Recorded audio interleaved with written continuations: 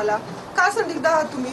काल ह्यानंतर सुद्धा 2 फोन आले, दोन्हीमध्ये आईबद्दल बायकोबद्दल एकदम अश्लील बोललं जातंय. मी महिला आहे, विनयभंगाचं कलम दाखल करा अशी आता माझी मागणी आहे. आणि हे जे आहे ना, ही FIR घ्यायला एवढा वेळ जर लागत असेल ना, उद्या जर समजा तो म्हणला 100 लोक तुझ्या घरी पाठवतो, आम्ही घरात राहतोय, आमच्यावर असं काहीतरी झालं तर याला कोण जबाबदार आहे?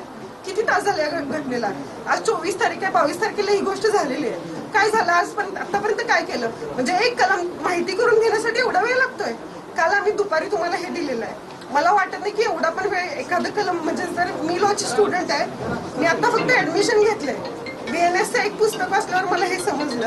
आणि जेवढी माझी बुद्धी आहे ना, म्हणजे टिपू सुलतानचा फोटो लावला म्हणून FIR दाखल होते. आणि औरंगाच्या अवलाद तू शिवाजी महाराज तुझ्या मायचा नवरा होता हे म्हणल्यावर व्हायला तुम्हाला एवढा वेळ का लागतोय याचं मला उत्तर पाहिजे सर. काय उत्तर? साहेब ही पत्नी म्हणून बोलते, तुम्ही अटेन्शन द्या. मला माहिती आहे. नाही, हे इग्नोरन्स आहे, हा शहर करणार नाही आम्ही. मी तुमच्याशी बोलते. 24 तासापेक्षा